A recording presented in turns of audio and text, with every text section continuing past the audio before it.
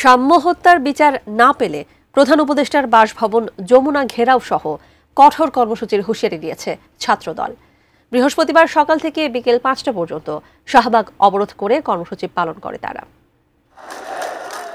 ঢাকা বিশ্ববিদ্যালয়ের শিক্ষার্থী ও ছাত্রদল নেতা শাহরিয়ার আলম শাম্মর হত্যাকারীদের গ্রেপ্তার ও বিচারের দাবিতে বৃহস্পতিবার সকাল থেকে শাহবাগ অবরোধ করে জাতীয়তাবাদী ছাত্রদলের কর্মীরা।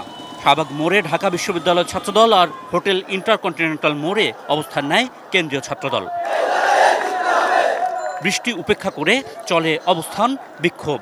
হত্যার ৯ দিনেও খুনিদের গ্রেপ্তার না হওয়া, শুরু থেকে বিশ্ববিদ্যালয় প্রশাসনের অবহেলা, নতুন প্রশাসনের ৯ মাসে ক্যাম্পাসে ২টি হত্যাকাণ্ড উঠে আসে স্লোগানে স্লোগানে।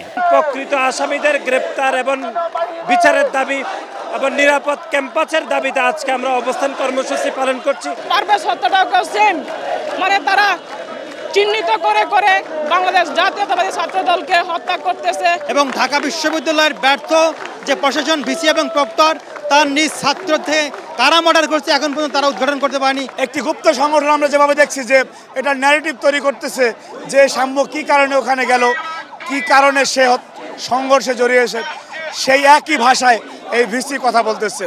সকাল থেকে শাহবাগের চারদিকে রাস্তায় যান চলাচল সম্পূর্ণ বন্ধ থাকলেও চলেছে অ্যাম্বুলেন্স ও জরুরি সেবার যানবাহন। বিকাল ৫টায় পূর্ব ঘোষণা অনুযায়ী অবস্থান কর্মসূচির আপাতত সমাপ্তি ঘোষণা করে আন্দোলন চলমান থাকার ঘোষণা দেন ছাত্রদলের কেন্দ্রীয় সভাপতি। দ্রুততম সময়ে আমরা সাম্য হত্যার বিচার না পাই, আবারও ছাত্রদল এর থেকেও কঠোর কর্মসূচি ঘোষণা করতে বাধ্য হব। আমরা তো ৯ মাসে একদিনের জন্য শাহবাগ অবরোধ করিনি, কিন্তু যখন আমার ভাইয়ের হত্যার প্রতিশোধের প্রশ্ন আসে, ভাইয়ের হত্যার বিচারের প্রশ্ন আসে, তখন শাহবাগ কেন, প্রয়োজনে যমুনা ব্লক করব। আশিকুর রহমান অপু, এটি নিউজ, ঢাকা।